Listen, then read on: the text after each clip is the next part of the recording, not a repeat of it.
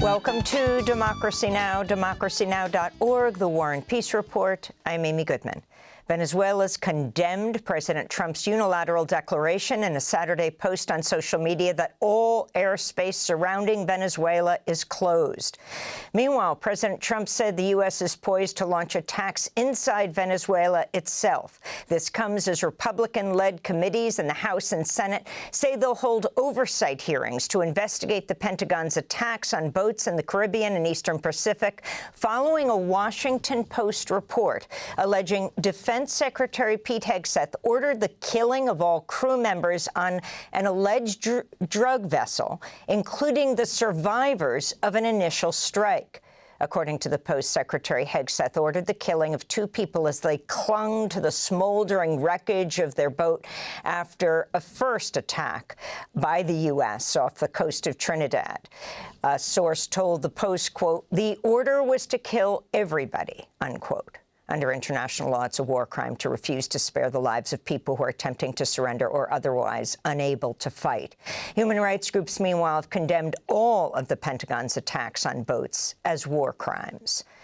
On Sunday, President Trump denied Hegseth gave an order to kill everyone aboard the vessel, but later in the evening, Hegseth contradicted Trump's denial, posting a meme on social media depicting the children's cartoon character Franklin the Turtle opening fire from a helicopter on boats below. Meanwhile, Venezuela's Vice President Delcy Rodriguez called on other oil-producing states and OPEC to oppose any U.S. attack on Venezuela. Venezuela formally denounces before this body that the government of the United States of America intends to take control of Venezuela's vast oil reserves, the largest on the planet, through the use of lethal military force against the territory, the people, and the institutions of the country. President Trump says he'll pardon Honduras's former president, who was sentenced by a U.S. court last year to 45 years in prison for directing a massive cocaine trafficking operation. Prosecutors showed how Juan Orlando Hernandez, who was president of Honduras from 2014 to 2022, ran Honduras as a narco state, accepting millions of dollars in bribes from cocaine traffickers in exchange for protection, including deploying the Honduran National Police to safeguard cocaine loads as they were transported through Honduras. News of Trump's looming pardon came just days ahead of Sunday's presidential elections in Honduras, where a right-wing candidate from Juan Orlando Hernandez's party has taken a narrow lead, just under half the votes having been counted at this point. Nasri Asfoura is the former mayor of Tegucigalpa. He received a boost when Trump endorsed him and threatened to cut off aid to Honduras if voters elected one of his rivals who Trump assailed as communists. The death toll from Israel's more than 2-year assault on Gaza surpassed 70,000 Palestinians over the weekend, according to Gaza's health ministry. Al Jazeera is reporting that Israeli drones dropped a bomb near Al-Farabi school Saturday morning, killing 2 brothers, Juma and Fadi Tamar Abu Asi.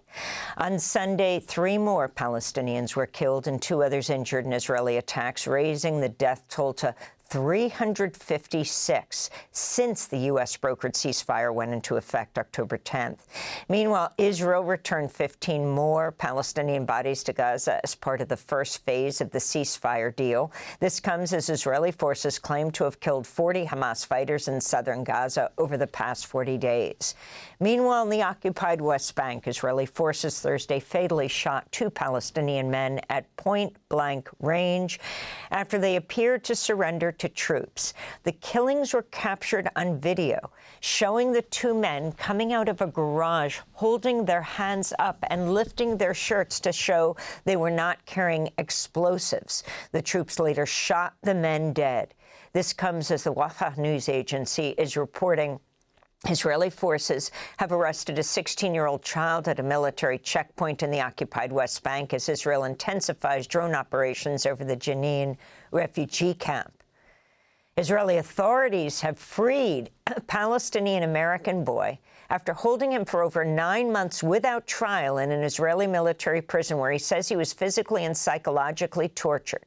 Mohammed Ibrahim of Palm Bay, Florida, was just 15 years old when Israeli forces arrested him in the occupied West Bank for allegedly throwing stones at Israeli settlers' vehicles. If convicted, he faced up to 20 years in prison. Ibrahim was released on Thanksgiving Day following a pressure campaign from more than 100 U.S. civil rights groups, as well as 27 members of Congress. He was hospitalized after his release, treated for severe weight loss and scabies that left him with a serious skin infection. His family said they had almost no direct contact with Ibrahim throughout his detention. In October, a boy told a human rights group he and other Palestinian prisoners suffered beatings, severe cold, starvation, social isolation, and medical neglect. Meanwhile, in Syria, Israeli forces raided a village outside Damascus Friday, killing 13 people, including 2 children. 6 Israeli soldiers were wounded in the clashes. Israel claimed to be targeting members of Lebanon's branch of the Muslim Brotherhood. Since the fall of Bashar al-Assad's regime last December, Israel's launched frequent air raids across Syria and ground incursions in the south. The Trump administration stopped issuing visas for Afghan nationals and has halted decisions on all asylum applications after a 29-year-old Afghan man opened fire near the White House last Wednesday, killing a soldier with the West Virginia National Guard and leaving another in critical condition. Ramanullah Lakanwal has been charged with first-degree murder, will likely face terrorism charges. He previously worked in a CIA-backed Afghan army unit known as a Zero Unit. He entered the United States in 2021 through Operation Allies Welcome, a program that saw the U.S. evacuate thousands of Afghans who face reprisals from the Taliban over the support of the U.S. occupation. He applied for asylum in 2024 and was granted refugee status last April under the second Trump administration. President Trump called the attack an act of hatred committed by an animal and pledged his administration would re-vet every Afghan granted asylum in the U.S. Meanwhile, the United Nations Special Rapporteur on Afghanistan has spoken out against collective punishment. Richard Bennett said in a statement, quote, "The perpetrator should face accountability, but the entire Afghan community must not be punished due to the actions of one individual," unquote. President Trump's announced he is canceling all executive orders signed by former President Joe Biden using an auto pen, which is a device that reproduces signatures. President Trump has also used auto pen to sign official documents. Back in September, the White House hung a photo of Biden's auto pen signature instead of Biden's portrait in the walkway featuring portraits of former presidents. Biden signed 162 executive orders during his presidency, though it's unclear how many were signed using AutoPen. President Trump rescinded nearly 70 of Biden's executive orders shortly after taking office and another 19 in March. President Trump Wednesday blasted New York Times reporter Katie Rogers, calling her ugly after she published a story raising questions about President Trump's health, writing he was, quote, showing signs of fatigue. The article also detailed an Oval Office event last month where President Trump appeared drowsy with drooping eyelids, dozing on and off for several seconds. President Trump also insulted CBS News White House correspondent Nancy Cortez on Thursday after she asked him about the suspect in Wednesday's attack on 2 National Guard members in Washington, D.C. Trump snapped back at her, "Are you stupid? Are you a stupid person?" unquote. Last month, President Trump called Bloomberg's White House correspondent Catherine Lucy piggy after she questioned him about releasing the Epstein files. In Hong Kong, officials say at least 151 people died in a fire that engulfed a high-rise apartment complex last Wednesday. The blaze is Hong Kong's deadliest in more than 70 years, and the exact cause has yet to be determined. 8 people have been arrested on corruption charges after investigation revealed the netting that covered scaffolding used in renovations was not up to fire safety codes. This is Joey Young, whose grandmother's home was consumed by the fire. All the memories have all gone, and it's all because of those people who caused the fire. I can't accept it. So today I came with my father and my family to lay flowers. I'm not asking to get anything back, but at least give some justice to the families of the deceased, to those who are still alive. A Babson College student was deported to Honduras while she was trying to fly from Boston to Texas to surprise her family for Thanksgiving. 19-year-old Ana Lucia Lopez Beloza was told there was an issue with her boarding pass before she was detained by immigration officials at the airport and sent to Texas and then to Honduras. The day after she was arrested, a federal judge issued an emergency order prohibiting the government from removing her from the United States for 72 hours. Lopez Beloza told the Boston Globe she's currently staying with her grandparents in Honduras. A judge in Georgia has dismissed the election interference case against President Trump. The ruling effectively ends the last effort to prosecute Trump for attempting to overturn the results of the 2020 election. Pete Skandalakis, executive director of the Prosecuting Attorneys Council of Georgia, said he would not pursue charges against President Trump.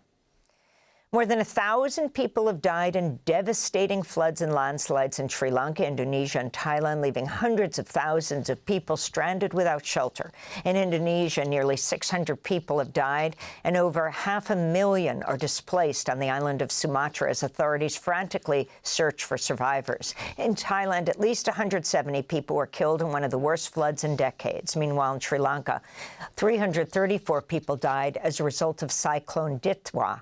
It's the worst natural disaster to hit the island in 20 years since the devastating 2004 tsunami.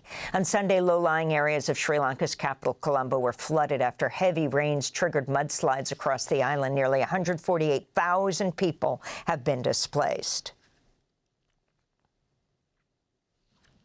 Rain nonstop for 3 days. We heard about the warnings of flooding, but we didn't expect water levels would get this high. As usual, we moved our belongings that could be moved to a higher level, but that didn't help. Everything is underwater. In the Philippines, tens of thousands of protesters marched in the capital, Manila, calling for President Ferdinand Marcos Jr. to resign after a corruption scandal revealed his government took billions in kickbacks from faulty flood control projects. Heavy losses from two recent typhoons, which killed more than 250 people, spurred public outrage. Marcos has vowed that at least 37 government officials implicated in the corruption scandal will be in jail by December, but protesters say many more officials should be in jail sooner. It's been 5 months since the flood control scam erupted, and no high official has been jailed yet. After what Ombudsman Ramula said, that at least 10% of Congress is involved in the anomalies in flood control projects, a case has been filed and a warrant issued for only one person. The senators and congressmen involved have still not been jailed. In California, 4 people were killed, 11 others hospitalized after a gunman opened fire on a child's birthday party at a banquet hall in the city of Stockton Saturday.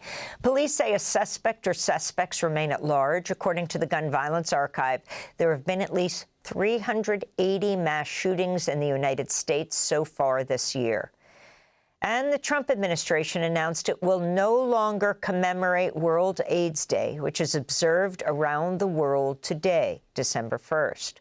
According to an email viewed by the New York Times, the State Department this month instructed employees and grantees to, quote, refrain from publicly promoting World AIDS Day through any communication channels, including social media, media engagement, speeches, or other public-facing messaging, unquote. Earlier this year, the Trump administration froze funding for many public health programs dedicated to fighting HIV, the virus that causes AIDS. And those are some of the headlines. This is Democracy Now!, democracynow.org. Thanks for watching Democracy Now! On YouTube. Subscribe to the channel and turn on notifications to make sure you never miss a video. And for more of our audience-supported journalism, go to democracynow.org, where you can download our news app, sign up for our newsletter, subscribe to the daily podcast, and so much more.